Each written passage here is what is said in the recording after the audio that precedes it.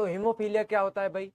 लिंग संलग्न रोग है, व्यापक अध्ययन हो चुका है इसका, ठीक है। इसके प्रभाव रहित वाहक महिला से नर संतति में सेम, जैसे अपन ने कलर ब्लाइंडनेस देखा था, इसके अंदर एक चीज आपको एक चीज समझ में आएगी कि सर इसके अंदर क्या होता है कि कुछ चीजें ऐसी होती है, कुछ डिजीज ऐसे होते हैं, जैसे कि अपन ने कलर ब्लाइंडनेस देखा था, ठीक है, और आज हीमोफीलिया देख रहे हैं। तो इसमें क्या हो रहा है कि सेम जिस प्रकार से एक महिला वाहक है, उस कंडीशन के अंदर क्या हो रहा था, उस कंडीशन में जो मेल है उसमें क्या हो रहा था, ट्रांसफर हो रहा था। मतलब माता यदि वाहक है, उस कंडीशन में जो बच्चा है, उसका लड़का है, वो क्या होगा, डिजीज उसके अंदर होगी। इस रोग में रुधिर का थपका बनने से संबंधित एक एकल प्रोटीन प्रभावित हो जाता है। इसमें क्या होता है, इसमें जो हमारे बॉडी के अंदर जो ब्लड है, उसके अंदर जो रुधिर मतलब जो ब्लड है, रुधिर है, उसमें क्या होता है, जो थपका बनता है, ब्लड क्लॉट बनता है, उसमें क्या होता है, जो एकल प्रोटीन होते हैं उसको जो रेगुलेट करने के लिए वो प्रभावित हो जाते हैं, ठीक है। तो एकल प्रोटीन प्रभावित होता है। इतनी चीज क्लियर हो गई भाई। इसके हीमोफीलिया में आपको एक तो ध्यान रखना है, एकल प्रोटीन प्रभावित हो जाता है।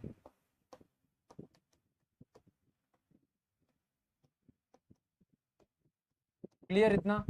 यह एकल प्रोटीन एक प्रोटीन श्रृंखला का क्या होता है, अंश मात्र होता है। मतलब एक प्रोटीन श्रृंखला का एक छोटा सा टुकड़ा होता है, अंश मात्र होता है, ठीक है। इसके कारण आहत व्यक्ति के शरीर की छोटी सी चोट भी क्या करती है, रुधिर का निकलना। हमारे को पता है ब्लड क्लॉट क्या करता है, हमारे बॉडी में यदि कोई चोट लग जाए तो ब्लड जो है बह रहा है, उस ब्लड को क्या करता है, रोकता है। हमारे मान लो यहाँ पर, मेरे यहाँ पर चोट लग जाए, थोड़े बाद में क्या होता है, थोड़ी देर ब्लड बहता है, उसके बाद में ब्लड यदि रुक जाता है, क्या होता है, क्लॉट बन जाता है, वहां पे थक्का बन जाता है, जो उसको क्या करता है, उस ब्लड को बहने से रोक देता है, ठीक है। तो यहाँ पर एक ऐसी प्रकार से कि भाई एक दरवाजा बना देता है, चैनल बना देता है, जो उसको ब्लड को बाहर आने से रोक देता है। तो क्या करेगा, यदि वो चीज प्रभावित हो जाए और वो जो थक्का बन रहा है, जो क्लॉट बन रहा है, जो अपन देखते हैं ब्लड रुकता है उस समय, वो यदि ना बने तो क्या होगा, छोटी सी भी यदि चोट हो जाए, उस कंडीशन के अंदर क्या होगा, उस कंडीशन के अंदर ब्लड बहता जाएगा। और यदि बॉडी से बहुत ज्यादा ब्लड होगा, लॉस हो जाएगा, हानि होगी ब्लड की, तो उस कंडीशन में क्या होगा, उस कंडीशन के अंदर बॉडी में ब्लड की कमी आ जाएगी। और ऐसा क्यों हो रहा है, क्योंकि भाई उसके अंदर जो ब्लड है, थोड़ा सी भी चोट लग गई तो बहुत ज्यादा ब्लड लॉस हो रहा है, ठीक है। इसमें क्या है, रुधिर का निकलना बंद नहीं होता है। विषम युग में जी नारी वाहक से यह रोग पुरुषों में जाता है। अपन ने कल ये चीज सेम चीज पढ़ी है कि कल भी अपन ने देखा कलर ब्लाइंडनेस है, जो वर्णाता थी उसके अंदर भी क्या आ रहा था, यदि जो मादा है वो वाहक है, उस कंडीशन के अंदर क्या हो रहा था, उस कंडीशन के अंदर मैं देखो लिंग संलग्न है तो इसका मतलब एक्स वाला है।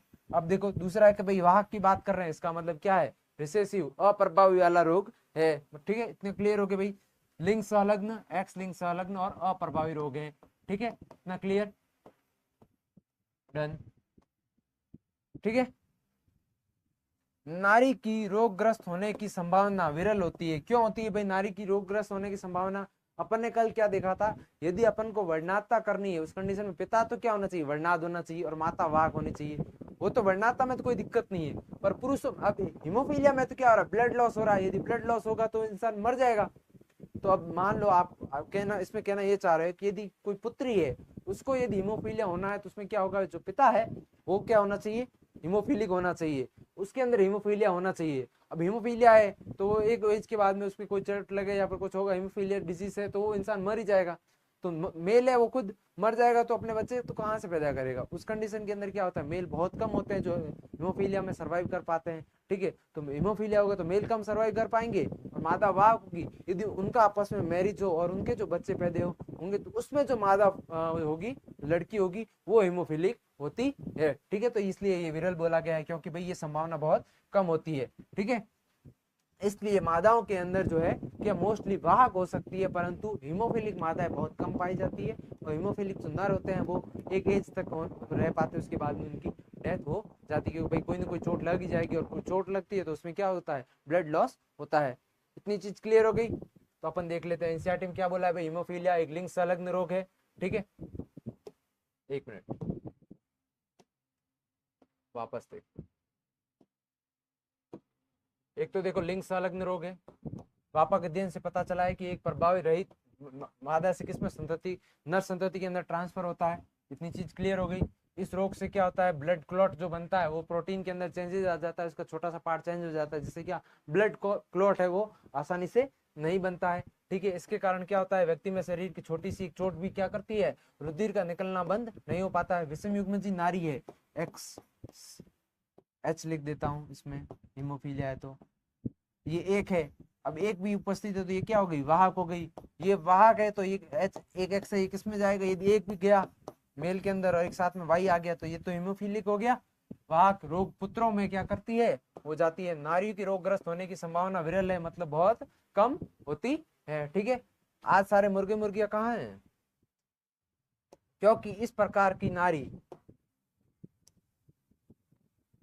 कि माता को कम से कम क्या होना चाहिए भाई, वाहक होना चाहिए, और पिता क्या होना चाहिए, हीमोफिलिक ग्रस्त होना चाहिए। माता वाहक होनी चाहिए और पिता हीमोफीलिया से ग्रस्त होना चाहिए। अब पिता हीमोफिलिक ग्रस्त होना बहुत मुश्किल हो जाता है, जो कि अधिक समय तक क्या जीवित नहीं रह पाते हैं, क्योंकि भाई जो लड़का है यदि वो हीमोफिलिक है तो लंबे टाइम तक जी नहीं पाएगा, तो उसकी शादी नहीं हो पाएगी, शादी नहीं होंगे तो बच्चे ही नहीं होंगे, और बच्चे नहीं होंगे तो फिर क्या होगा, ये पॉसिबिलिटी ही नहीं होती है। महारानी विक्टोरिया ये किसका एग्जाम्पल है, वहां का। महारानी जो विक्टोरिया थी, आपने सुना होगा, महारानी विक्टोरिया विक्टोरिया विक्टोरिया। महारानी विक्टोरिया की वंशावली में अनेक हीमोफीलिया ग्रस्त वंशज थे, मतलब ये क्या थी, वाहक थी। और इससे आगे आगे जैसे जैसे बच्चे जन्म हो रहे थे, लड़कों के अंदर एक गया तो भाई वो तो हीमोफीलिक हो गया, और मादाओं के अंदर गया, उनकी लड़कियों में गया, उनकी बेटियों में गया, तो वो क्या बन गई, वाहक बन गई, वो अपने नाती वगैरह में उनमें चला गया। ठीक है, इसलिए रानी स्वयं थी वो क्या थी, वाहक थी, क्या थी, वाहक। अब इसको अपन ने कल समझा था, वैसे ही समझते हैं आज। देखो मादा क्या है, वाहक है, और नर क्या है, इसमें नॉर्मल है, सामान्य है। मादा भी सामान्य ही होगी, उसके अंदर डिजीज नहीं होगी, उसके अंदर थपका बनेगा प्रॉपर, उसमें ब्लड को क्लॉट बनेगा, परंतु क्या है, वाहक है, मतलब अपने आगे आने वाली संतति में ट्रांसफर करती है। अब ये हो गया हीमोफीलिया कैरियर लिखा हुआ है, मतलब वाहक। ठीक है, इतनी चीज क्लियर। अब हमारे को पता है यदि मादा वाहक है तो इसका मतलब बेटा होगा वो क्या हो सकता है, हीमोफिलिक हो सकता है। तो ये बेटा है वो हीमोफिलिक हो गया, और सामान्य भी हो सकता है, क्योंकि इसके अंदर दो एक्स है, एक एक्स खराब है और एक एक्स तो अच्छा है, अच्छा वाला इसके अंदर चला गया, खराब वाला इसके अंदर चला गया, वाई इससे आया इसमें गया, वाई में तो कोई दिक्कत थी नहीं, तो ये हो गया हीमोफिलिक और ये हो गया नॉर्मल। और मादा में क्या होगा, एक्स खराब वाला आया तो ये वाहक बन गई, क्योंकि पिता से एक्स आएगा वो तो अच्छा आएगा, और एक आने से ये अप्रभावी रोग है, इसका मतलब एक आने से कोई प्रभाव नहीं पड़ेगा। इसमें दो एक्स आ रहे नॉर्मल आ गए, इधर से भी नॉर्मल और इधर से भी नॉर्मल आ जाता है। ये चीज क्लियर। तो मैं कोई डाउट है तो पूछो यार।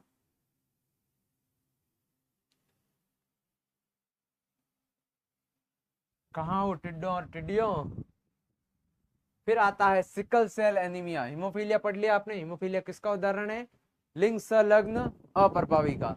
कलर ब्लाइंडनेस किसका उदाहरण है, लिंग संलग्न अप्रभावी का। ये दोनों एग्जांपल आपको याद होने चाहिए, और इसके बारे में थोड़ा बहुत आपको पता होना चाहिए जितना एनसीईआरटी में दिया हुआ है। इतनी चीज क्लियर।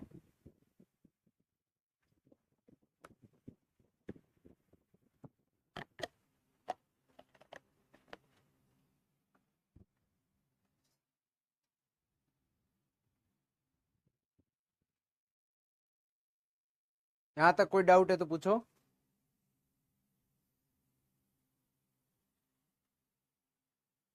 नहीं है डाउट तो अपन आगे देखते हैं कि सिकल सेल एनीमिया के अंदर क्या होता है। सिकल सेल एनीमिया हमने देखा, बात की थी भाई, एक उत्परिवर्तन में उसका उदाहरण है। अपन ने बोला था कि जो बिंदु उत्परिवर्तन होता है, बिंदु उत्परिवर्तन होता है, उसके अंदर क्या होता है भाई, जो डीएनए का क्रम है उसमें से कोई एक चीज है वो चेंज हो जाती है, एक बेस क्षार क्रम है वो चेंज हो जाता है। ठीक है, इसलिए उसके अंदर चेंज आ जाता है।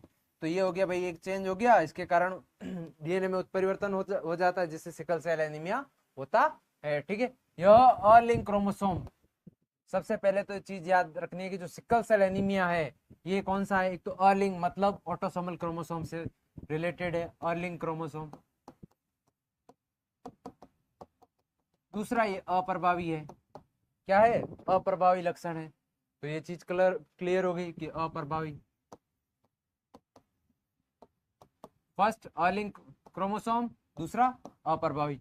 दो चीज ध्यान रखनी, सबसे पहले भाई ये क्या है, बिंदु उत्परिवर्तन का उदाहरण है, ठीक है, क्लियर इतना। उसके बाद में क्या है, ये अर्लिंग क्रोमोसोम से रिलेटेड है, मतलब इसका जो डिजीज है वो ट्रांसफर हो रहा है, वो जो क्रोमोसोम है किस कौन से क्रोमोसोम पर उपस्थित होता है, ऑटोसोमल। पहले जो अपन ने पढ़े वो दोनों एक्स लिंक क्रोमोसोम थे, मतलब लिंक क्रोमोसोम थे, एक्स पे होता है मतलब लिंक क्रोमोसोम, क्योंकि एक्स क्या होता है, लिंक क्रोमोसोम होता है। अब जो ये सिकल सेल एनीमिया पढ़ रहे हैं ये किस पर उपस्थित होता है, अर्लिंग क्रोमोसोम, मतलब ऑटोसोमल क्रोमोसोम पर होता है। ठीक है, इतनी चीज क्लियर। जो जनकों में संतति में तभी प्रवेश करता है जबकि दोनों जनक क्या हो सकते हैं, जीन के वाहक होते हैं। मतलब यदि उसके अंदर ऑटोसोमल क्रोमोसोम कोई भी है, ए है और स्मॉल है, मान लो ये सिकल सेल एनीमिया को यदि ट्रांसफर की बात करें, अपन एग्जांपल लिया है, तो जब तक दोनों स्मॉल है नहीं आएंगे, और उस कंडीशन के अंदर सिकल सेल एनीमिया करवाना है तो दोनों स्मॉल है आने चाहिए। जब तक कैपिटल आएगा कोई प्रभाव नहीं, वाहक हो सकते हैं। ठीक है, इसके अंदर उसके अंदर तो ओनली महिलाएं वाहक थी, इसके अंदर नर और मादा दोनों वाहक हो सकते हैं, क्योंकि ऑटोसोमल क्रोमोसोम तो दोनों में सेम होते हैं, नर और मादा में। इसलिए क्या होता है, जो ऑटोसोमल क्रोमोसोम्स की बात करते हैं अपन, ऑटोसोमल क्रोमोसोम्स की अपन बात कर रहे थे, तो उसके अंदर देखो ए स्मॉल ए कैपिटल और स्मॉल ए स्मॉल, जब ये आएगा तो दोनों वाहक हो सकते हैं, भाई मेल में आए या फीमेल में आए। और यदि स्मॉल ए आए, इसका मतलब उसकी तो लंका लग गई, सिकल सेल एनीमिया उसको तो हो गया। ठीक है, इतनी चीज क्लियर। पढ़ते हैं आगे। विषम युग्मजी में क्या हो जाता है, वाहक। इस रोग का नियंत्रण एलील का एकल जोड़ा HBA, अब जब HBA आएगा इसका मतलब नॉर्मल, और HBS आएगा उसका मतलब हीमोफीलिया। ठीक है, इतनी चीज क्लियर। एनसीईआरटी के पॉइंट्स एकदम अच्छे से रट लो। HBA आया मतलब नॉर्मल, HBA आया मतलब नॉर्मल, HBS आया मतलब थोड़ा दिक्कत है, HBA आया मतलब नॉर्मल, HBS आया है, HBS आया है, इसकी मतलब इसकी लंका तो लग गई। ठीक है, तो अब इसमें से देखो, चाहे नर हो या मादा हो, ये किसी में भेदभाव नहीं करता। ये आया है तो मतलब नर या मादा हो, वाहक होगी, उसके अंदर से हीमोफीलिया नहीं होगा पर वाहक होगी, मतलब आगे संतति में ट्रांसफर कर सकता है, और इसकी लंका लग गई, ये हो गया सिकल सेल एनीमिया। ठीक है, इतना चीज क्लियर। Done done done. रोग का लक्षण फिनोटाइप, 3 संभव फिनोटाइप वैसे केवल किस में आता है, सिर्फ इसमें आता है।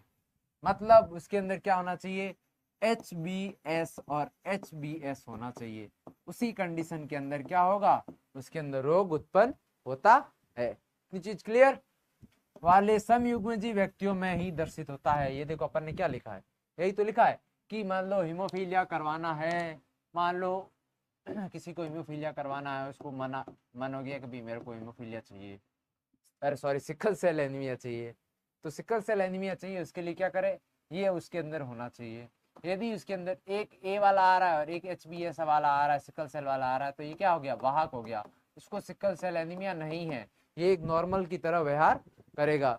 परंतु यदि उसके अंदर दोनों HBS आ रहे हैं तो ये क्या हो गया, सिकल सेल एनीमिया हो जाता है। ठीक है, क्योंकि ये किसका उदाहरण है, ये ऑटोसोमल अप्रभावी का उदाहरण है, इसलिए यदि प्रभावी होता तो यदि एक भी डोमिनेंट आता तो उससे क्या हो जाता, प्रभावी हो जाता। ठीक है, हाय बच्चा, हेलो हाउ आर यू। ये हो गया वाहक। अपन ने देखो 3 चीज क्लियर कर ली, यहाँ देखो बस, उधर मत देखो, उधर मत देखो, इधर देखो। HBA, HBA बड़े ही सुंदर अक्षरों में लिखा है, इसका मतलब सामान्य। ठीक है, HBA, HBS सामान्य पर वाहक, मतलब खुद तो सामान्य है पर अपने बच्चों की लंका लगाएगा। हाय शुभम। ठीक है, और HBS, HBS दोनों यदि SS वाले आ गए, इसका मतलब इसकी तो लंका लग गई, इसको हो गया सिकल सेल एनीमिया। ठीक है, इसको हो गया सिकल सेल एनीमिया। इतनी चीज क्लियर कि यदि दोनों ए वाले आए, नॉर्मल वाले आए, हीमोग्लोबिन ए, कोई दिक्कत नहीं है, मजे करो। एच बी एस आया, खुद के तो मजे हैं, कोई दिक्कत नहीं, पर बच्चों में हीमोफीलिया ट्रांसफर हो सकता है, ठीक है, क्योंकि एच बी एस वाला तो जाएगा ही बच्चों में। और यदि एच बी एस वाले दोनों क्रम हो एलील, उस कंडीशन के अंदर क्या होगा, उसकी लंका तो लग जाएगी। इतनी चीज क्लियर हो गई, यही एनसीईआरटी में लिखा है, भले तुम इतना पैराग्राफ पढ़ लो और इतना पढ़ लो, ठीक है। व्यक्ति रोग मुक्त होते हैं परंतु वह रोगों को वाहक होते हैं, ठीक है। उत्परिवर्तन जीन की संतति में पहुंचने की 50% संभावना होती है। मतलब एक एच वाला और एक एच वाला है, मतलब दो में से एक एच और एक एच इसका मतलब क्या है, मतलब 50% के अंदर क्या जा सकता है, क्योंकि गेमेट बनेंगे दो टाइप के, क्योंकि अलग अलग है, तो उसमें से एक में एच जाएगा, एक में एच जाएगा, जिसकी एच जाएगी उसकी लंका लग जाएगी, ठीक है। अर्थात इसके लक्षण होते हैं, इस विकार का कारण हीमोफीलिया अणु की बीटा, यहाँ से इंपॉर्टेंट है, बहुत ज्यादा इंपॉर्टेंट है, आपको क्वेश्चन पूछा जा सकता है कि हीमोफीलिया के अंदर आखिरकार होता, सॉरी यार, sickle cell anaemia, sickle cell anaemia अपन बात करें, सिकल सेल एनीमिया की, हीमोफीलिया की नहीं कर रहे, ठीक है। तो हीमोफीलिया अपन ने पहले पढ़ लिया। हीमोग्लोबिन के अणु में क्या होता है, जो बीटा श्रृंखला होती है उसकी जो ग्लोब बीटा ग्लोबिन श्रृंखला की छठी स्थिति पर क्या होता है, एक अमीनो अम्ल में ग्लूटामिक अम्ल की जगह पर क्या हो जाता है, वेलिन द्वारा प्रतिस्थापित हो जाता है। मतलब देखो, एक अमीनो अम्ल के कोड में चेंज होने से, एक अमीनो अम्ल चेंज होने से प्रोटीन में क्या हो रहा है, इतना बड़ा डिजीज उत्पन्न हो गया, जो ग्लूटामिक के जगह पर क्या आ गया, वेलिन। आपने 11th के बायोमोलिक्यूल्स जो है, जैव अणु है चैप्टर पढ़ा, उसमें आपने अमीनो अम्ल पढ़े होंगे, तो आपको पता होगा कि देखो इतना इंपॉर्टेंस है कि जो अमीनो अम्ल है, हीमोग्लोबिन है, उसकी जो बीटा श्रृंखला है, हीमोग्लोबिन की जो बीटा श्रृंखला है, उसके बीटा ग्लोबुलिन श्रृंखला के छठे जगह पर क्या हो रहा है, क्या था, अमीनो अम्ल था ग्लूटामिक, ग्लूटामिक अम्ल की जगह पर क्या आ गया, वेलिन आ गया, ग्लूटामिक अम्ल की जगह क्या आ गया, वेलिन आ गया, और इसके कारण क्या हो गया, सिकल सेल एनीमिया। देखो कितनी इंपॉर्टेंस है, एक छोटी सी चीज चेंज के कारण में कितना बड़ा चेंजेस आ गया, एक डिजीज हो गई। बच्चा समझ में आ रहा है? शुभम बच्चा अपने साथ में अपने दोस्तों को भी लेके आओ। ग्लोबिन प्रोटीन में ऐसे तुम कंटिन्यू करोगे तो फिर मेरे पढ़ाने का मन ही नहीं होगा, ठीक है। जो ग्लोबिन प्रोटीन में अमीनो अम्ल का प्रतिस्थापन है बीटा श्रृंखला में, जो छठे कोडोन है उसको देखो।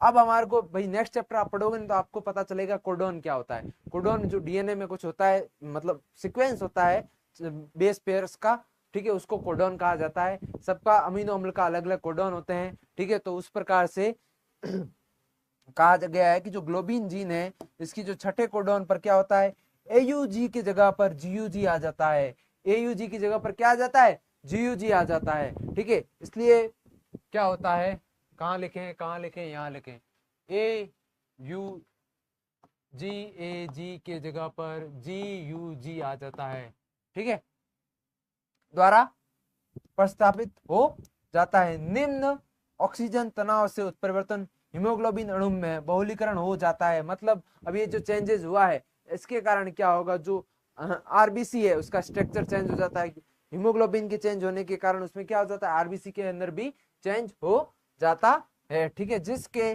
कारण आरबीसी का आकार द्विअवतल बिंब से बदलकर तात्राकार मतलब हंसियाकार हो जाता है, ऐसी शेप में हो जाता है। आप साउथ की मूवीज देखते हो, उसके अंदर ऐसा होता है ना, हंसियाकार, ठीक है। तो ऐसा हो जाता है, ठीक है, क्लियर हो जाता है। यहां तक कोई डाउट है तो पूछो भाई, यहां तक कोई डाउट है? नहीं है तो फिर बढ़ते हैं आगे। यहां तक क्लियर सारा? बस आपको इसमें यही चीज ध्यान रखनी है कि कहाँ गया, ये रहा। आपको देखना है कि इसके अंदर सिकल सेल एनीमिया में क्या क्या चीजें ध्यान रखनी है। सिकल सेल एनीमिया में सबसे बड़ी आपको सबसे पहले एक चीज ध्यान रखनी है कि भाई सिकल सेल एनीमिया में जो है ऑटोसोमल क्रोमोसोम पर उपस्थित होता है, और ये एक अप्रभावी रोग है, ठीक है। अप्रभावी, इसका मतलब इसमें जो अप्रभावी जीन है दोनों के दोनों साथ में आने चाहिए। यदि विषम युग्म जी अवस्था में आएगा और डोमिनेंट में आएगा तो कुछ नहीं होगा, दोनों रिसेसिव है तो मतलब एच बी एस दोनों साथ में आना चाहिए, ठीक है। यदि एक आ रहा है विषम युग्मज अवस्था में आ रहा है, उस कंडीशन के अंदर क्या होगा भाई, उस कंडीशन के अंदर देखो विषम युग्मज अवस्था में ये आ गया, मान लो अपन ने बात की ना H B S, HbA HbS, उस कंडीशन में क्या होगा, ये वाहक होगा, मतलब इसके अंदर रोग नहीं होगा, मतलब इसमें थपका नॉर्मली बनेगा भाई नहीं, इसमें मतलब नॉर्मली आरबीसी कोशिकाएं, आरबीसी सेल्स होगी। ठीक है, अब 50% के अंदर ये जाएगा ये, और 50 में ये जाएगा, तो ये जाएगा वो लंका लगाएगा। इस विकार के कारण हीमोग्लोबिन के अंदर क्या होता है, जो ग्लोबिन श्रृंखला होती है, ग्लोबिन श्रृंखला की छठी स्थिति पर क्या होता है, एक अमीनो अम्ल है ग्लूटामिक अम्ल, ये ग्लूटामिक अम्ल है, ये किस में चेंज हो जाता है, इसकी जगह पर क्या आ जाता है, वेलिन आ जाता है, क्या आ जाता है, वेलिन आ जाता है, वेलिन द्वारा प्रतिस्थापित हो जाता है। ठीक है, हाय बच्चा, हेलो नमस्ते, बहुत जल्दी आ गए हो तुम लोग। ग्लोबिन प्रोटीन में अमीनो अम्ल का ये प्रतिस्थापन क्या करता है भाई, अब देखो इसके अंदर आपको देखना है कि इसके अंदर कोडोन होते हैं, जो आप नेक्स्ट चैप्टर में पढ़ोगे, उसमें 3 कोडोन होते हैं। तो यहाँ पर क्या होता है, GUG की जगह पर क्या आ जाता है, GAG की जगह GUG आ जाता है, और ये GUG क्या बना देता है, यहाँ पर ग्लूटामिक अम्ल की जगह पर वेलिन अम्ल बन जाता है, जो आपने कहाँ पर पढ़ा था, 11th के अंदर बायोमोलिक्यूल के अंदर पढ़ा था। ठीक है, तो वहां से अपन देखते हैं कि भाई एक अमीनो अम्ल के चेंज से इतना बड़ा रोग उत्पन्न हो जाता है, सिकल सेल एनीमिया रोग हो जाता है, जिससे क्या होता है, कैसे देखने को मिलता है भाई, इसमें हीमोग्लोबिन के अंदर चेंजेस आया है, जिसके, और हीमोग्लोबिन किस में होता है, आरबीसी में होता है। तो क्या होगा, जो आरबीसी की जो सेल्स होती है राउंडेड शेप में होती है, जो मतलब कैसे शेप में होती है, द्विअवतल शेप में, राउंडेड शेप में, द्विअवतल शेप में होती है, वो बदल कर किस में, हास्याकार, जो आप साउथ के मूवीज के अंदर देखते हो ऐसी शेप, वो आपको देखने को मिलती है। ठीक है, क्लियर, इतना क्लियर हो तो भाई एकदम एकदम बाढ़ ले आओ चैट के अंदर, बाढ़। ठीक है, इतनी चीज क्लियर। भाई आप लोग सही से नहीं पढ़ोगे तो इस बैच को पेड पूरा पूरा सारे लेक्चर बंद कर देंगे और पेड इसमें ही देंगे, नहीं तो फिर भाई तुम लोग अपना जोश दिखाओ अच्छे से। और आज देखो लग भाई देख, जब तक इस लेक्चर के ऊपर 50 लाइक नहीं आएंगे ना, मैं अगला लेक्चर लाइव आऊंगा ही नहीं फिर। सिकल सेल एनीमिया का अपन देख लेते हैं, एनसीईआरटी डायग्राम क्या कह रहा है, उसको थोड़ा सा जूम कर देते हैं ताकि आपको अच्छे से दिखे। देखो अब दिख रहा है, ये देखो, इसमें लिखा हुआ जो नहीं दिखेगा आपको सही से, क्योंकि अब फोटो बड़ा कर दिया है। हाय बच्चा, भाई समझ में आ रहा है तो भाई लाइक करो और मेरे को बताओ भाई समझ में आ रहा है, नहीं आ रहा है तो जो पूछो डाउट, कल वाला आपने लेक्चर अच्छे से देखा, नोट्स लिखे हो तो बताओ, और आपको ऐसी लेक्चर चाहिए सारे तो भाई आपको भी अच्छे से पढ़ना पड़ेगा। यहाँ देखो CTC था, और ये था क्या था, नॉर्मल, इससे बनेगा। मैंने कल और आगे जितने भी पुराने लेक्चर लिए हैं सब में बताया, पुराने लेक्चर जितने भी लिए उसमें बताया है कि भाई DNA से RNA बनता है, RNA से प्रोटीन बनता है, और हमारे को पता है अमीनो अम्ल किस, अमीनो अम्ल मिलकर क्या बनाते हैं, अमीनो अम्ल सारे मिलकर प्रोटीन ही तो बनाते हैं। ये चीज क्लियर है आपको कि DNA से RNA, RNA से प्रोटीन। तो देखो जब हमने DNA में चेंज कर लिया, तो देखो ये DNA था, ये कोडोन होते हैं, जेनेटिक कोड, इसको कोडोन बोलते हैं, ये आप देखोगे कौन से, नेक्स्ट चैप्टर में देखोगे। ठीक है, ये नेक्स्ट चैप्टर में आपको मिलेंगे, उसके बारे में आप पढ़ोगे। अब इसके अंदर मान लो अभी आप यही देख लो बस कि कोडोन था, कोई कोड था, पासवर्ड था, किसका पासवर्ड था, अमीनो अम्ल के सीक्वेंस का पासवर्ड था। ठीक है, तो वो सीक्वेंस क्या हो गया, चेंज हो गया, यहाँ CTC था, ये था, और उसके बाद में इससे जब CTC था इससे क्या बन रहा था, GAG बन रहा था, बन गया GAG। ठीक है सर, इतना क्लियर हो गया। अब जब ये CTC से जी बन रहा था तब ग्लूटामिक एसिड मिल रहा था हमारे को, अमीनो अम्ल क्या मिल रहा था, ग्लूटामिक अम्ल, अमीनो अम्ल मिल रहा था। इतना समझ में आ रहा है, मैं बोल रहा हूँ वो समझ में आ रहा है, बस डायग्राम नहीं दिख रहा है, बस आप NCERT में देखो, इस डायग्राम को अच्छे से दिखेगा आपको। तो इससे ये बन रहा था, इससे बन रहा था ग्लूटामिक। ये तो नॉर्मल कंडीशन थी, क्या थी, नॉर्मल, जिसमें सिकल सेल एनीमिया नहीं है। परंतु देखो देखो देख 5 लोग देख रहे हो परंतु लाइक एक भी नहीं कर रहे हो। अब मेरे को 5 से 50 चाहिए। अब देखो सिकल सेल एनीमिया वाले कंडीशन में क्या होता है, ये नॉर्मल आरबीसी है, और ये क्या है, सिकल सेल वाली, यहाँ पर लंका लगी हुई है, इसकी क्या लगी हुई है, लंका। तो अब जब इसकी लंका लगी है, वो कैसे लगी लंका, यहाँ पे तो देखो CTC नॉर्मल वाले में, अब सिकल सेल एनीमिया हो गया, उस कंडीशन में क्या है, CTC की जगह क्या गया, CAC। ये जो T था देखो एक चेंज हुआ, सिर्फ CTC की जगह पर CAC हो गया, मतलब एक सिर्फ कोड के अंदर एक चीज चेंज हो गई, सिर्फ एक छोटी सी चेंज। अब एक छोटा सा चेंज कितना बड़ा बवाल करता है, देखो इससे हो गया GUG, यहां बन रहा था GAG, यहां बन रहा था GAG नॉर्मल में, और जैसे ही ये एक चेंज हुआ यहाँ पर GAG की जगह बन गया GUG, और GUG है ये जीओजी क्या कौन सा अमीनो अम्ल बनाता है? ये बनाता है देखो वेलिन। ये वेलिन देखो, अब इसका उत्पाद भी चेंज हो गया।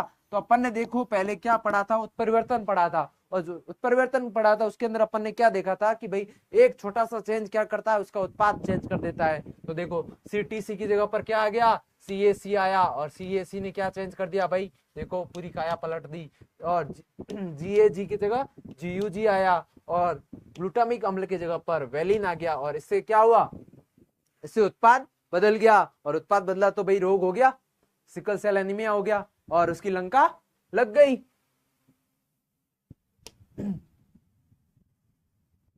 अरे यार ज्यादा छोटा हो गया। ठीक है, इतनी चीज क्लियर। अब देखते हैं, जो वो डायग्राम देख लिया, अब आपके सर भी एक डायग्राम लेके आए हैं अच्छा सा, तो वो भी देख लेते हैं। अरे नखरे कर रहा है ये भी, ऐसे मत करो यार। जाओ ऊपर, जाओ ऊपर। ठीक है, done. Normal amino acid sequence मतलब किसी के अंदर डिजीज नहीं है, मतलब उसकी लंका नहीं लगी हुई अभी। जब तक इसकी लंका नहीं लगी हुई तो तब अपन बात करते हैं कि अपन, ये कौन है, हम लोग, आप लोग मेरे टिड्डे टिड्डियां, मुर्गे मुर्गियां हैं। नॉर्मल इंसान के अंदर जो है, नॉर्मल मानव, सामान्य, एकदम मस्त चिल। ठीक है, ये है। तो इसके अंदर तो देखो भाई ग्लूटामिक एसिड की जगह ग्लूटामिक एसिड बन रहा है। क्यों हो रहा है भाई, एकदम नॉर्मल सीक्वेंस जो आ रहा है वही आ रहा है। तो जब नॉर्मल बन रहा है, कोई कुछ चेंज हुआ ही नहीं है, तो भाई एकदम नॉर्मल आरबीसी बन गई। और नॉर्मल आरबीसी है तो इसके अंदर भाई जो हीमोग्लोबिन होगा वो भी कौन सा होगा, नॉर्मल वाला होगा। यस सर, चिल करो, मजे करो, कोई दिक्कत नहीं। अब देखो, अब लग गई लंका। क्या लग गई, लंका। इस एक प्रोटीन जो उत्पाद बना रहे थे अपन, उसमें क्या हुआ, नॉर्मल प्रोटीन था, उसके अंदर तो क्या था, उसमें जो 6 नंबर है, 6 नंबर हीमोग्लोबिन की बीटा ग्लोबिन श्रृंखला है, उसमें क्या था, 6 नंबर पर ग्लूटामिक अम्ल बनना चाहिए था, अमीनो अम्ल, परंतु वहां पर क्या बन गया, वेलिन, और इसने इसकी लंका लगा दी, लगा दी लंका। और अब देखो आरबीसी कैसा बन रहा है, देखो कितना खूबसूरत सा आरबीसी था, उसका देखो कैसा सेव कर दिया।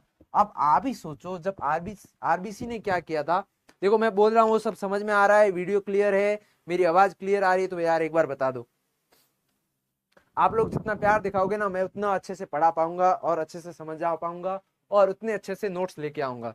ठीक है, आप लोगों का प्यार ही मेरे को और मोटिवेट करेगा। ठीक है, तो सब बकवास छोड़ते हैं, आते हैं मुद्दे पे। ठीक है, कि देखो ये एकदम सुंदर सी आरबीसी थी, इसने आरबीसी ने ऐसा सेफ ही इसलिए लिया था कि ताकि क्या करे, वो ज्यादा से ज्यादा हीमोग्लोबिन हो और ज्यादा से ज्यादा ऑक्सीजन प्रवाहित कर सके। परंतु क्या हो रहा है, इसमें ये हो रहा है कि भाई देखो आरबीसी का शेप ही बदल गया। पहले ऐसे आरबीसी बड़ी सी फूली हुई थी, अब बेचारी पिचक गई। जब बेचारी पिचक गई है, आपने क्या कर रहे हो कि आपने एक है ना प्लास्टिक की बोतल लेके आए, उसके अंदर पानी आ रहा है, पूरा फुल भर रहे हो। अब क्या किया, आप जो प्लास्टिक की बोतल थी उसको पिचका दी पूरी। जब आपने उस प्लास्टिक की बोतल को पिचका दिया, क्या उसमें जो पहले जितना पानी आ रहा था उतना पानी आ पाएगा, नहीं आ पाएगा। तो ठीक है, वो तो बिगड़ गई। अब उसी प्रकार से आरबीसी भी अब पिचक गई है, देखो ऐसी शेप में आ गई है।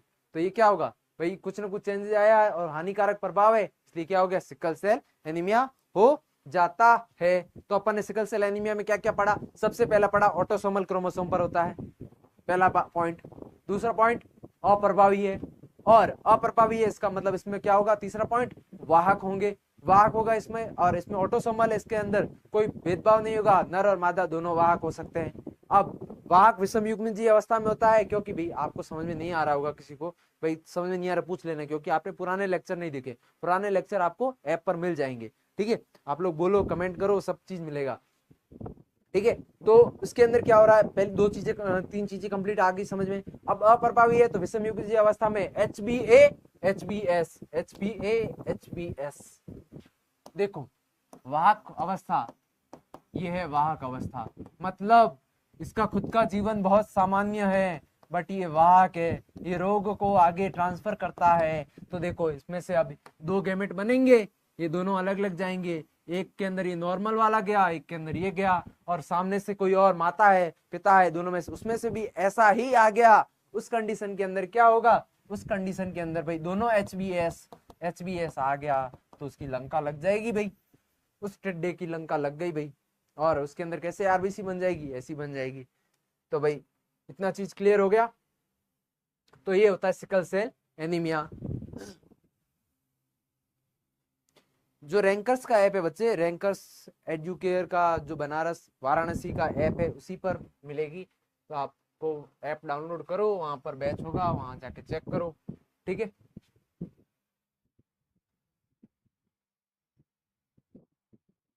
इतनी चीज क्लियर, ये डायग्राम समझ में आया? यहां तक कोई चीज में डाउट हो तो जल्दी से पूछो, आपके पास टाइम कम है, ठीक है। अभी मैं आधा घंटा और पढ़ाऊंगा, फिर आप जितने ज्यादा आओगे, जितने ज्यादा लाइक आएंगे, जितनी ज्यादा वॉचिंग आएगी, उतनी बाद में लेक्चर लेके आऊंगा 10 दिन तक, नहीं तो फिर आपको कोई लेक्चर नहीं मिलेगा, सोच लो। नहीं तो आपको इससे अच्छे डायग्राम, नोट्स, क्वेश्चन सब प्रैक्टिस मिलेगी आपको। मैं अपनी पूरी जी जान लगा दूंगा इस पे, क्योंकि मेरे को चाहिए रिजल्ट। क्लियर इतना? इससे समझो कितना दासू डायग्राम है यार, कितना अच्छा लिखा है मैंने ऊपर, देखो Mendelian disorder, sickle cell anaemia, क्या मतलब राइटिंग क्या है देखो तुम। मतलब पीपीटी बनाई है आप लोगों के लिए, 1 घंटे की क्लास के लिए कम से कम 3 घंटे लगते हैं। आप देखो ये वाला देखो, ये एकदम आपके जैसा है। भगवान से मेरी यही दुआ है कि आप भी ऐसे ही कैसे रहो, एकदम स्वस्थ रहो। तो एच बी ए जब आएगा उस कंडीशन में इसकी क्या होगा, जीवन बहुत सामान्य होगा, सरल होगा, सुंदर सा होगा, नॉर्मल। एच बी एस मतलब दूसरों की लंका लगाएगा। देखो वाहक हो गया भाई, थोड़ा सा कलर है इसका मतलब, वाहक हो गया, ठीक है।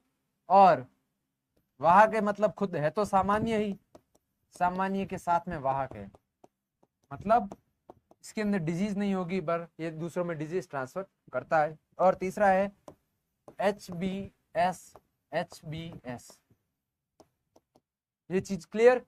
जब ये आएगा देखो कलर्ड हो गया पूरा, इसका मतलब ये क्या है, CSA सिकल सेल एनीमिया। अब इसके अंदर सिकल सेल एनीमिया हो गया। जाके ऐप डाउनलोड करो रैंकर एडुकेटर का, ठीक है। रैंकर्स जो हमारा बहुत अच्छे से काम कर रहा है आप लोगों के लिए। देखो तो ये हो गया क्या, प्रभावित, और ये दोनों अप्रभावित, मतलब इन दोनों में सामान्य रहेंगे भाई, डिजीज नहीं रहेंगे, और ये रहेगा रोगी। किसका रोगी, सिकल सेल एनीमिया का। इतनी चीज क्लियर? यहां तक कोई डाउट है तो पूछो, यदि कोई डाउट नहीं है तो यार एक बार बाढ़ ले आओ यार चैट में।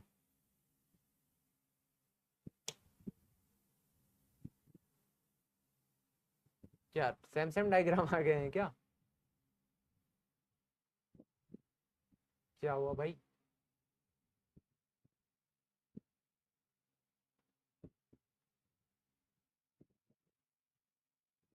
एक मिनट। उतनी चीज क्लियर?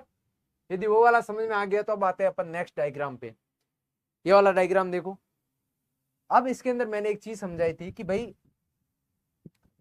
ऑटोसोमल के अंदर क्या होता है, अपन ने लिंक क्रोमोसोम वाले पढ़ लिया, ऑटोसोमल क्रोमोसोम। ये देखो इस डायग्राम को देख के बताओ क्या ये सामान्य है या वाहक है, जल्दी से बताओ मेरे को, कमेंट करो, आंसर करो। ऐप रैंकर्स एडुकेयर का आपको प्ले स्टोर पर जाकर सर्च करो, रैंकर्स एडुकेयर का आपको मिल जाएगा, ठीक है। अब इसमें से मेरे को पहले ये जवाब दो, जल्दी से जवाब दो कि ये जो है पिता है और ये जो माता है,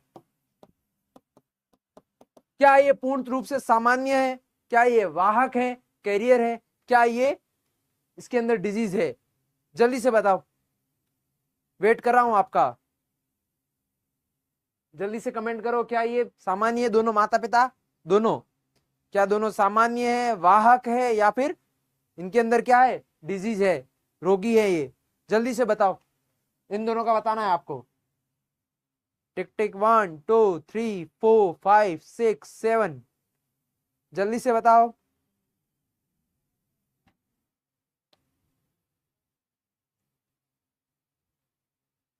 बताओ चलो मैं ही बता देता हूँ। तो इसके अंदर देखो पूरा कलर नहीं किया हुआ, इसका मतलब ये वाहक है, ये भी वाहक है, ठीक है। और वाहक के अंदर हमने बोला था कि भाई एक HbA आएगा और एक HbS आएगा, मतलब खुद तो सामान्य रहेंगे पर अपने बच्चों की लंका लग जाएगी, इनके खुद सामान्य बच्चों की लंका लग जाएगी।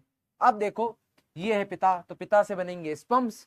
अब स्पम्स के अंदर देखो कि एक के अंदर आएगा ये, एक के अंदर आएगा ये, ऊपर लिखता हूँ बड़ा बड़ा HbA HbS। अब दोनों में से दोनों तो साथ में जाएंगे नहीं, तो एक से गैमेट बनेगा ये, एक से बनेगा ये, ठीक है। सामान्य है बट वाहक है बेटा, वाहक है। देखो कलर किया हुआ है ना बीच में थोड़ा सा, इसका मतलब ये क्या है, सामान्य बट वाहक है। एकदम पूरा सामान्य थोड़ी ना है, देखो वाहक इसके अंदर एक दोनों HbA थोड़ी ना है, एक HbA है और एक HbS है, मतलब क्या है, वाहक है, मतलब आगे रोग ट्रांसफर करेंगे। पूर्ण रूप से सामान्य होता तो क्या ये रोग ट्रांसफर करते आगे बच्चों में, नहीं करते। अब एक HbA है और एक HbS है, तो अब देखो इससे गैमेट बनाएंगे हम, क्या बनाएंगे, युग्मक बनाएंगे। जब इससे हम युग्मक बनाएंगे तो एक में आएगा HbA और एक में आएगा HbS। ये तो हो गया भाई पिता से गैमेट बने। माता से क्या बनेंगे, अंडाणु बनेंगे, स्पर्म बन गए। अब अंडाणु बनाओ माता से, तो वो भी क्या बनेंगे, ऐसे ही बनेंगे भाई, क्योंकि सेम ही है दोनों में, ये तो ये चीज दोनों में सेम है, तो दोनों में ये गैमेट बन गए। ये एक गैमेट, ये दूसरा गैमेट, इसका भी ये दूसरा गैमेट, बन गए गैमेट। अब क्या करवाएंगे, निषेचन करवाएंगे। जब ये चार गैमेट आपस में निषेचन होगा तो देखो पहले क्लियर कर देता हूं आपको, अच्छे से देखेगा। ये वाला और ये वाला दोनों को आपस में मिला दिया भाई, निषेचन हो गया। या फिर ये और ये आपस में दोनों मिल गए, तो जब ये और ये मिला तो HbA मिला, तो HbA मतलब नॉर्मल। दूसरी वाले में देखो HbS है और इधर क्या है HbA, ये दोनों आपस में मिलेंगे तो क्या होगा, कैरियर मिलेगा, क्योंकि देखो ये HbS है, ये HbA है, तो दोनों में से देखो एक HbA आया एक HbS आया, मतलब सामान्य बट कैरियर, मतलब वाहक। और अब इसका और इसका करवाएं, जब इसका और इसका करवाया तब क्या मिला, यहां से तो HbA मिला, यहां से HbS मिल गया, तो ये भी हो गया कैरियर, वाहक हो गया। और लास्ट वाला है जो इसमें भी से भी आया HbS और इसमें से भी आया HbS, तो इसकी क्या लग जाएगी, लंका लग जाएगी। और लग गई लंका, इसको हो गया सिकल सेल एनीमिया। तो ठीक है, क्लियर कि चार संतति हुई। अपन जो पुराने तरीके से लिखते थे उससे लिखते हैं, HbA HbS HbA HbS, ये बन गए गैमेट, ठीक है। जब ये गैमेट बन गए, अब इनका करवा देते हैं निषेचन। यस सर करवा दो, मैं डायरेक्ट A और S लिख रहा हूँ, HB आगे सब में सेम है तो नहीं लिख रहा। यहाँ से आया A, यहाँ से भी आया A, यहाँ से आया A, यहाँ से आया S, यहाँ से आया A, यहाँ से आया S, इधर से भी S आया और इधर से भी S आया। जब SS आएगा इसका मतलब सिकल सेल एनीमिया है, और जब AS आएगा मतलब वाहक है, HbA और HbS, ठीक है ना। तो मैंने शॉर्ट में लिखा है, बस ऊपर लिख दिया है। और HbA आएगा मतलब तो इसकी तो बल्ले बल्ले है भाई, इसमें कोई दिक्कत नहीं है, एकदम मजे करे भाई, ठीक है। इतनी चीज क्लियर, यहां तक समझ में आया तो जल्दी से कमेंट करो, बताओ भाई। सिकल सेल एनीमिया को इतने अच्छे से और कोई नहीं पढ़ा सकता भाई, इतने अच्छे डायग्राम से समझा दिया है आपको भाई। यहां तक कोई डाउट है तो पूछो। फिर आता है फिनाइल कीटोनूरिया, जो अपन पहले एक बार बात कर चुके हैं। यस सर बात तो किए थे पर हम लोगों ने नहीं पढ़ी, तो सर इसको फिनाइल कीटोनूरिया ही कहते हैं, हिंदी में भी इंग्लिश में भी फिनाइल कीटोनूरिया ही कहते हैं। तो आप लोग ये ना सोचें कि सर ये इंग्लिश है ये हिंदी है, क्योंकि फिनाइल कीटोनूरिया को हिंदी और इंग्लिश में दोनों में क्या कहा जाता है, फिनाइल कीटोनूरिया ही कहते हैं हम तो। तुम्हारे भाषा में वहां को कुछ अलग कहते होंगे, पता नहीं। कहाँ हो यार तुम लोग, मुर्गा मुर्गियों।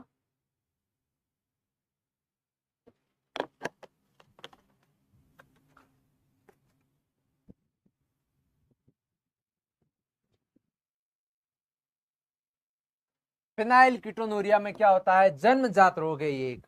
और जन्मजात रोग के अंदर क्या होता है, इसमें जो मेटाबॉलिज्म जो पाचय है, पाचन क्रिया है, उसमें प्रॉब्लम आ जाती है। किसमें प्रॉब्लम आ जाती है, पाचन क्रिया उपापचय क्रिया में उपापचय त्रुटि है। क्या है, उपापचय त्रुटि। और यह भी क्या है, अलिंग क्रोमोसोम अप्रभावी। पहले इससे पहले वाला अपन ने पढ़ा सिकल सेल एनीमिया, वो भी क्या था, अलिंग क्रोमोसोम अप्रभावी। तो ये एक और उदाहरण हो गया किसका, अलिंग क्रोमोसोम अप्रभावी। तो एक पॉइंट ये एनसीईआरटी में मार्क कर लो, ठीक है। एनसीईआरटी खोल के बैठो साथ में। लक्षण की भांति वंशागति प्रदर्शित करता है, ठीक है। रोगी व्यक्ति में फिनाइलएलानीन अमीनो अम्ल को टायरोसिन अमीनो अम्ल में बदलने की आवश्यकता एक एंजाइम होता है, उसी एंजाइम की कमी हो जाती है। अब हमारे हाँ क्रिकेट गेमर्स, हाय बच्चा। तो इसके अंदर क्या होता है, एक एंजाइम की कमी। पहले वाले में क्या आ रहा था भाई, म्यूटेशन हो रहा था, जिससे क्या हो गया, अमीनो अम्ल चेंज हो गया।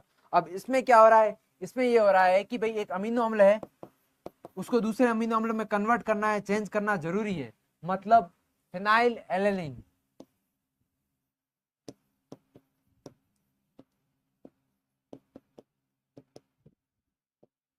ठीक है, इसको किस में कन्वर्ट करना है, टायरोसिन में। ये आप 11 में पढ़ चुके हो, ठीक है। फिनाइलएलानीन को टायरोसिन में कन्वर्ट करने के लिए किसकी आवश्यकता होती है, एंजाइम की आवश्यकता होती है, और वही एंजाइम की यहाँ कमी होती है। तो जब एंजाइम की कमी होगी तो उसमें क्या होगा, परिणाम स्वरूप फिनाइलएलानीन एकत्रित हो जाता है और फिनाइल पाइरुवेट अम्ल तथा इसके वितनों में बदल जाता है। मतलब जिसमें कन्वर्ट होना चाहिए था उसमें कन्वर्ट ना होके कहाँ कन्वर्ट हो जाता है, वो फिनाइलएलानीन है वो कन्वर्ट होना चाहिए था फिनाइलएलानीन से टायरोसिन में, और कन्वर्ट किसमें हो जाता है, वो फिनाइल पायरुविक में। किसमें कन्वर्ट हो जाता है, फिनाइल पायरुविक में कन्वर्ट हो जाता है। इसके लिए क्या हुआ भाई, भाई जो चीज नहीं बननी चाहिए थी वो बन गई। अब भाई जब जो चीज नहीं चाहिए थी वो बन गई है और इसका स्टोरेज हो गया, भाई इसको कन्वर्ट करना था बट इसका स्टोरेज हो गया, तो उसमें तो भाई दिक्कत तो होनी है, ठीक है। तो उससे क्या हो जाता है, इसके एकीकरण से मानसिक दुर्बलता आ जाती है भाई, दिमाग कमजोर हो जाता है भाई। मानसिक दुर्बलता मतलब एज बढ़ेगी बट दिमाग पूर्ण रूप से विकसित नहीं हो पाएगा, और नॉलेज है उसकी वो उतनी ही रह जाएगी, ठीक है। मानसिक दुर्बल हो जाता है। वृक्क द्वारा कम अवशोषित हो सकने के कारण मूत्र के साथ उत्सर्जित हो जाते हैं। देखो जो उसकी किडनी है उसके अंदर भी दिक्कत आती है, जिसके कारण क्या होता है, वृक्क द्वारा जो कम अवशोषित हो सके वो क्या हो जाती है, वो इसकी जो किडनी मतलब जो यूरिया बनता है, जो मूत्र बनता है, उसके साथ में उत्सर्जन होता है इसका, ठीक है। इतनी चीज क्लियर हो गई भाई फिनाइल कीटोन्यूरिया में। अब अपन देखते हैं अपनी वाली, जो ये तो अपन ने एनसीईआरटी देख ली, अब देखते हैं अपने वाली चीज भाई। अपनी वाली चीज क्या है, अपनी वाली चीज ये है। सो गए हो क्या तुम लोग, कोई जवाब नहीं, कोई रिस्पॉन्स नहीं, मजा नहीं आ रहा है क्या, गेम खिलवाएं क्या। फिनाइल कीटोन्यूरिया के अंदर जब अपन देखते हैं नॉर्मल कंडीशन, जैसे कि हम लोग तुम लोग, सामान्य कंडीशन, इतनी इंग्लिश तो चलेगी ना यार। यार इतनी सी इंग्लिश नहीं समझ में आएगी तो फिर क्या ही दिक्कत है यार। फिर तो क्या ही करोगे, क्योंकि आगे जाके भी इंग्लिश पढ़नी है। मैं तो पूरी हिंदी में बता रहा हूँ, समझा रहा हूँ, सारा हिंदी लिख रहा हूँ। इंग्लिश में तो इसलिए कि थोड़ा बहुत इंग्लिश होना चाहिए। तो फिनाइलएलानीन अभी आपने हिंदी में देख लिया, आप इंग्लिश में देख लो, क्या ही दिक्कत है। फिनाइलएलानीन एक एंजाइम होता है, आता है यहाँ काम करता है और इसको टायरोसिन में बदल देता है, ठीक है। टायरो सॉरी सॉरी टायरोसिन, ठीक है। इतनी चीज क्लियर, हिंदी में पीछे लिखा हुआ है था एनसीईआरटी में। तो भाई जो फिनाइलएलानीन है वो किसमें कन्वर्ट होना चाहिए था, टायरोसिन में। ये तो था नॉर्मल कंडीशन। अब क्या हो रहा है भाई, रोगी है भाई, रोग आ गया इसमें, इसकी लंका लग गई है। जब लंका लगेगी इसकी तो जो फिनाइलएलानीन है वो क्या होगा, स्टोर होने लगेगा, क्योंकि ये एंजाइम ही नहीं है इस इंसान के अंदर, ये एंजाइम है ही नहीं जो इसको किसमें कन्वर्ट कर सके, टायरोसिन में कन्वर्ट कर सके। अब जब टायरोसिन के अंदर कन्वर्ट होगा ही नहीं तो ये क्या है, फिनाइलएलानीन पहले तो संग्रहित होगा, फिर फिनाइल दूसरे के अंदर चेंज हो जाएगा। जब ये दूसरे के अंदर जिसमें चेंज होना चाहिए था उसमें ना होकर किसी दूसरे में चेंज होगा तो क्या होगा, बवाल होगा, बॉडी में बवाल होगा और उपापचय क्रियाएं में दिक्कत हो जाएगी। और क्या होगा, ये उपापचय क्रिया ही तो है, एक चीज से दूसरी चीज में चेंज होना। तो रोगी की मानसिक रूप से क्या हो जाएगा, मानसिक रूप से दुर्बल हो जाता है, ठीक है। तो आपको बस इसमें ये ध्यान रखना है सबसे पहले कि भाई किसको प्रभावित करता है, अलिंगी क्रोमोसोम अप्रभावी को, टायरोसिन फिनाइलएलानीन टायरोसिन में कन्वर्ट होना चाहिए था पर उसमें कन्वर्ट नहीं हो पाता है, किसके कारण, एंजाइम की कमी के कारण। ठीक है। और फिनाइल पायरुविक अम्ल है वो अपने और उसके व्युत्पन्नों में कन्वर्ट हो जाता है, जो नहीं होना चाहिए। इसके कारण ये दिक्कत आती, मानसिक दुर्बलता आ जाती है। और ये चीज है सेमी है। फिर आते हैं अपन थैलेसीमिया। यहाँ तक कोई डाउट हो तो पूछो, जल्दी से पूछो यार, टाइम बहुत कम है।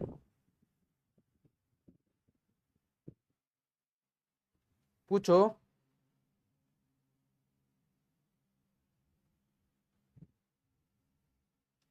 जल्दी से पूछो यार, नहीं पूछ रहे तो मैं बढ़ता हूं आगे। कोई भी इंक्वायरी हो पूछो। थैलेसीमिया, यह भी एक सेम बात है, अलिंगी क्रोमोसोम संलग्न अप्रभावी। तो तीसरा एग्जांपल पढ़ रहे हैं अपन इसका, ठीक है। तो अप्रभावी जीन रक्त विकार है, क्या है, रक्त विकार, ब्लड से विकार है, ब्लड का रोग है भाई, ठीक है, जो जनकों से संतति के को अनुवांशिक रूप से प्राप्त होता है, मतलब पेरेंट्स से बच्चों में आता है, ठीक है। जबकि जनक युगल में दोनों सदस्य अप्रभावित के वाहक होने के कारण अप्रभावित रहते हैं। अब देखो अपन ने क्या पढ़ा था भाई, पीछे वाला भी अपन ने जो एग्जांपल पढ़ा उसमें क्या देखा था, जब दोनों जनक क्या हो रहे थे, HbA HbS HbA HbS, अपन ने अभी पढ़ा सिकल सेल एनीमिया में। जब ऐसी कंडीशन होती थी तभी ही तो क्या हो रहा था बच्चे में जा रहा था ही, क्योंकि HbS और HbS आएगा, यही चीज पढ़ा था उसमें अपन ने। तो सेम ही इसके अंदर होता है भाई, ये तो चीज सेम है, तो रटने की जरूरत है नहीं कि भाई यदि दोनों वाहक होंगे, माता और पिता दोनों वाहक होंगे, दोनों के अंदर क्या क्या, जो एक खराब जीन, मतलब एक चीज खराब हो एक सही हो, मतलब विषम युग्म हो, उस कंडीशन के अंदर क्या होगा, उस कंडीशन के अंदर भाई बच्चे में ये रोग आता है। यह विकार या तो उत्परिवर्तन अथवा विलोपन परिणाम स्वरूप उत्पन्न होता है। किसके द्वारा, तो ये एक और उदाहरण हो गया किसका, अपन एक पहले सिकल सेल एनीमिया देखा, दूसरा एग्जाम्पल हो गया ये किसका, इसका उत्परिवर्तन के कारण, जिसमें हीमोग्लोबिन बनाने वाला जो ग्लोबिन की किसी एक श्रृंखला से, किसमें देखो अल्फा और बीटा होती है, अल्फा और बीटा की संश्लेषण दर में कमी आ जाती है। तो क्या होता है, या तो अल्फा बनेगा या बीटा बनेगा, किसी एक की कमी आ जाती है, या तो अल्फा बनेगा कम या फिर बीटा कम बनेगा। अब मान लो किसी बॉडी में किसी चीज की जो हीमोग्लोबिन की श्रृंखला है उसकी कमी आएगी तो क्या होगा, लंका लग जाएगी। परिणाम तो विकृत हीमोग्लोबिन का संश्लेषण होता है। सिकल सेल एनीमिया में भी अपन ने यही देखा था और यहाँ पे भी अपन यही देख रहे हैं। कोई दिक्कत है भाई? हाँ चलेगा, ठीक है फिर तो ठीक है। हाँ यार थोड़ी इंग्लिश तो होनी चाहिए। एनीमिया हो जाता है, क्यों एनीमिया होगा भाई, एनीमिया तो तब होता है जब ब्लड के अंदर दिक्कत हो, और वही तो हो रहा है, हीमोग्लोबिन के जो है स्ट्रक्चर है, जो संरचना है वही खराब हो गई है यहाँ तो जब स्ट्रक्चर संरचना खराब हो जाएगी तो उस कंडीशन में क्या होगा, उस कंडीशन के अंदर एनीमिया हो जाता है। जो इस रोग का अभिलक्षण है, थैलेसीमिया रोग का वर्गीकरण इस आधार पर किया जाता है कि भाई किसका निर्माण ज्यादा हो रहा है किसका कम हो रहा है, उसके आधार पर अल्फा बीटा हीमोग्लोबिन अणु की कौन सी श्रृंखला प्रभावित हुई है।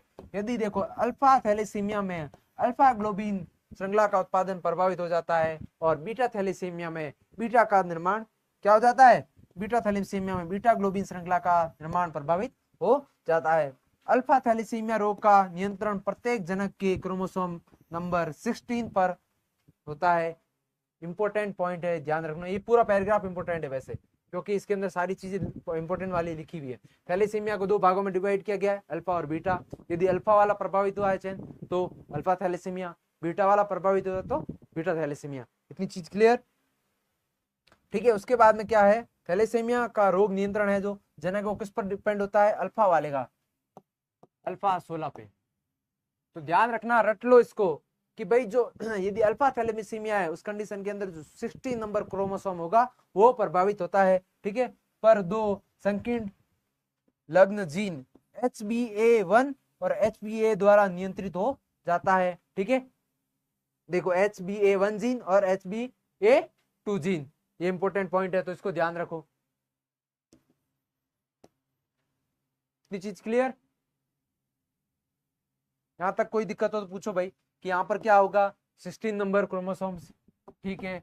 और 16 नंबर क्रोमोसोम है, इसके अंदर देख लो कोई दो जीन है HbA1 और HbA2, एक क्रोमोसोम पर दो जीन तो हो ही सकते हैं, अपन पहले पढ़ चुके हैं, ठीक है। इतनी चीज क्लियर। और अपन ने देखा है भाई एक जीन के कितने एलील होते हैं, 2 एलील होते हैं। ठीक है सर, ये भी क्लियर है। सर आपने हमें पढ़ाया नहीं, पुराने लेक्चर्स के अंदर है बच्चा, आपको देखोगे तो मिल जाएगा। यह देखो, यह 4 विकल्पी एलील जीनों में से किसी एक अथवा एक से अधिक जीनों का उत्परिवर्तन अथवा विलोपन के कारण ऐसा होता है। मतलब उत्परिवर्तन होना एक या एक से अधिक जीन के अंदर, या फिर विलोपन मतलब उसका कुछ पार्ट चेंज हो जाना, खत्म हो जाना, डिलीट हो जाना, ठीक है, के कारण अभिलक्षण होता है।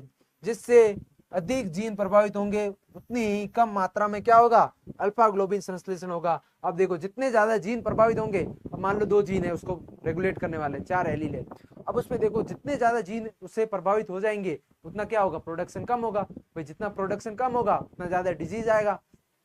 ठीक है, जबकि बी थैलेसीमिया प्रत्येक जनक के कितने क्रोमोसोम पर होता है, 11 पर होता है। अल्फा कितने पर, 16 पे, अल्फा 16, बीटा 11। याद रख लो, रट लो, रात को भी उठा के पूछे तो भाई 11 16 11 16 11 16 उल्टा है। एक चीज ध्यान रखना, आप आप हमेशा पहले 11 लिखोगे, आप अल्फा में लिख दोगे तो उल्टा है, 11 16 अल्फा बीटा। ठीक है, ये चीज ध्यान रखना। ठीक है, इतना क्लियर।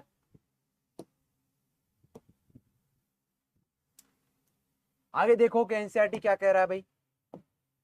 ये भाई थैलेसीमिया 2 टाइप का है, अल्फा थैलेसीमिया और बीटा थैलेसीमिया, और कुछ नहीं लिखा हुआ है। अब देखो कहाँ है इंग्लिश हार्ड यार, इतना इजी तो है। थैलेसीमिया अल्फा और बीटा थैलेसीमिया होता है सिंपल, स्थित एकल जीन द्वारा नियंत्रित होता है। मतलब एकल जीन से ही, बीटा थैलेसीमिया वो एकल जीन से ही होता है। ठीक है, अपन ने अल्फा वाला देखा वो 2 से होता है, HbA1 और HbA2 से होता है। ये देखो बीटा वाला बेचारा सिंपल सादा एकल जीन द्वारा नियंत्रित होता है। यह रोग 1 अथवा 2 जीनों के उत्परिवर्तन के कारण हो सकता है, इसके अंदर भी उत्परिवर्तन के कारण ही होता है। ठीक है, थैलेसीमिया विकार जो दात्र कोशिका अरक्ता सिकल सेल एनीमिया पढ़ा था ना, इसके रूप में भिन्न है। कैसे, उसके अंदर भी हीमोग्लोबिन में चेंज हो रहा था, इसमें भी हीमोग्लोबिन चेंज हो रहा था। उसमें क्या हो रहा है, स्ट्रक्चर में चेंज हो रहा था। इसमें क्या क्वांटिटी की बात हो रही है, मतलब कितनी ज्यादा संख्या में चेंज हो रहा है। वहां पर संख्या की बात आई थी कभी, अपन ने बात की नहीं की, यहाँ पर अपन संख्या की बात कर रहे हैं। ठीक है यार, प्यास लग गई है, इतना फास्ट बोलता हूँ कि मुंह थक जाता है मेरा।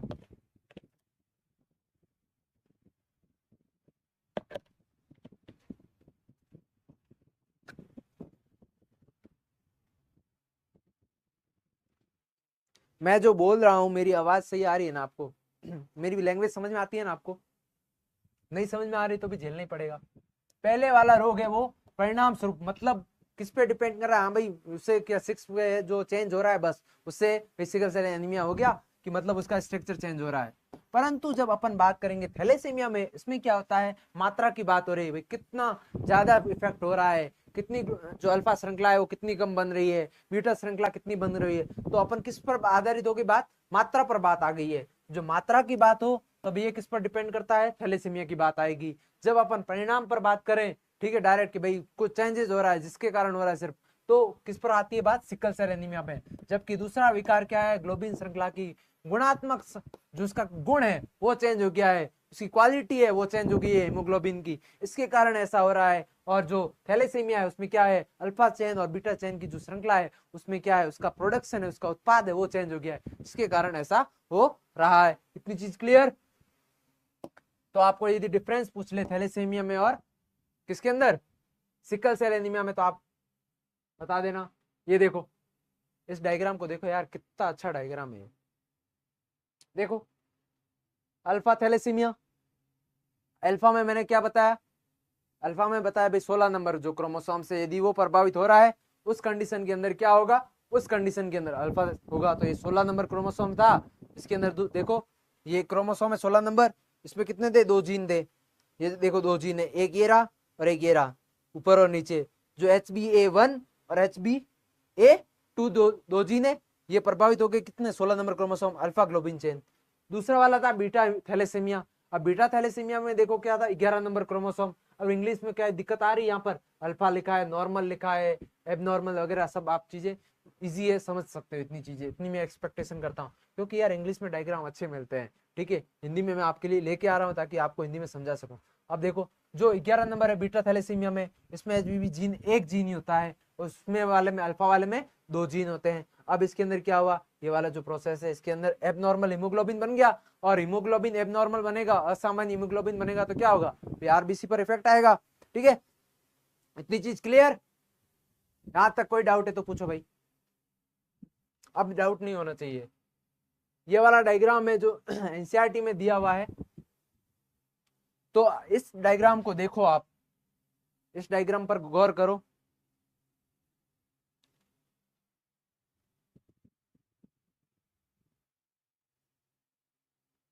अरे मैं लाइव आज रोज 7 बजे आता हूँ, बट आज थोड़ा सा लेट हो गया था क्योंकि नेटवर्क इशू था, और अभी थोड़े दिन लाइव नहीं आएंगे, आपको रिकॉर्डिंग लेक्चर भी मिलेंगे और ऐप पर मिलेंगे उसके बाद में, क्योंकि आप अच्छे से प्यार दिखाओगे इन लेक्चर्स पे जो मैंने ये लिए हैं 4-5 लेक्चर, यदि इन पर आप अच्छे से प्यार दिखाओगे तो फिर मैं वापस लाइव आऊंगा, वरना मैं नहीं लूंगा क्लास, क्योंकि मुझे थोड़ी ना पता चलेगा आपको अच्छा लग रहा है मैं पढ़ा रहा हूँ वो या नहीं। अच्छे से जब आप लोग पढ़ोगे समझ में आएगा तभी तो फिर मैं और पढ़ाऊंगा, वरना मैं क्यों पढ़ाऊंगा फिर। ठीक है, तो अपन पहले इसकी बात करते हैं।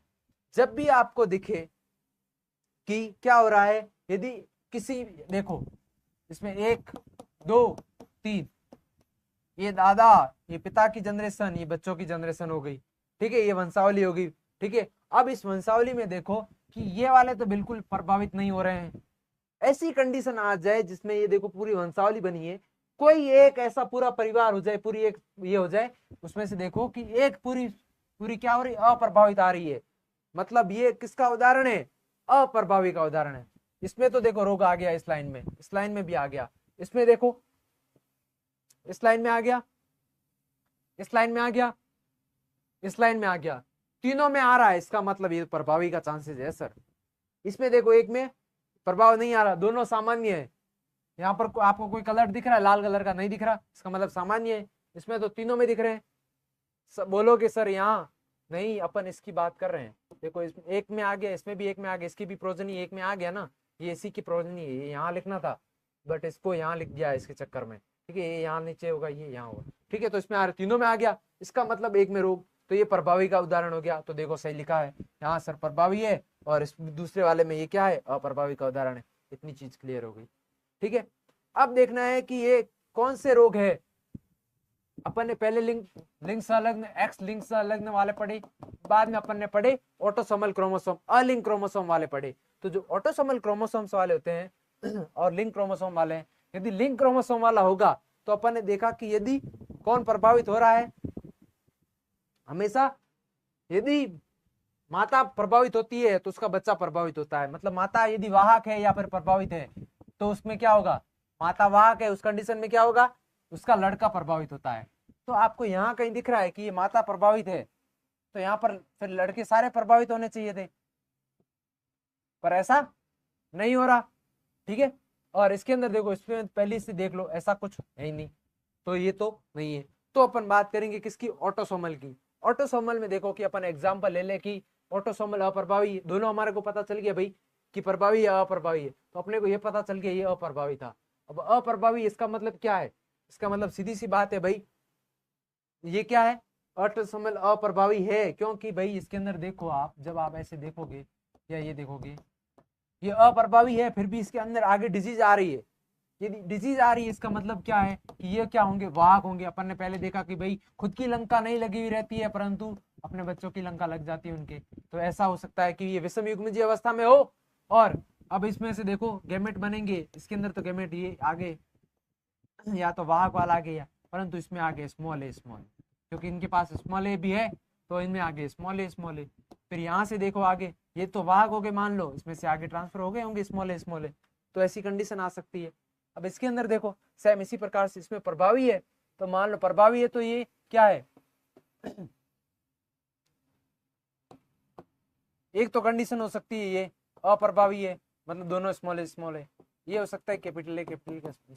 परंतु यदि कैपिटल ए दोनों रहते प्रभावी है, हमारे को पता चल गया है, तो ये एक भी आता तो क्या होता, डिजीज आती सब में, तो ये सारे के सारे प्रभावित होते।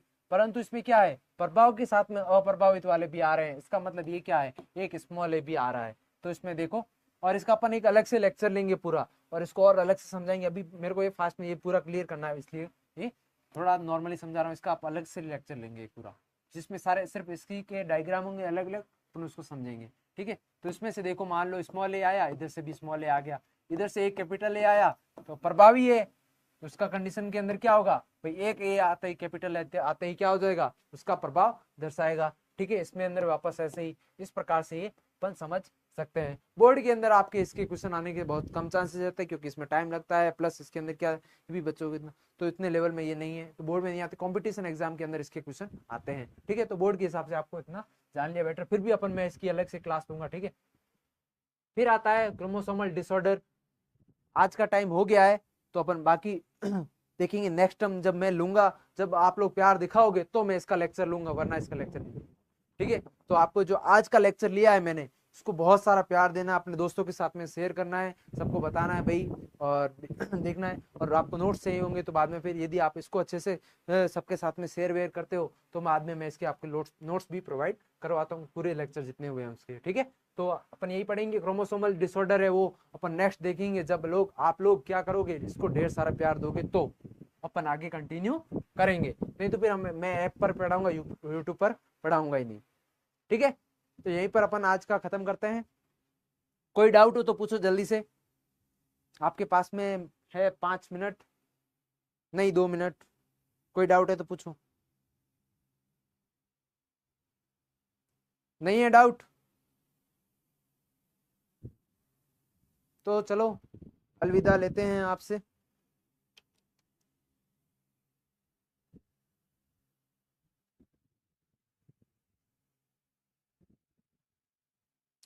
चले, कोई डाउट नहीं है, पूछो।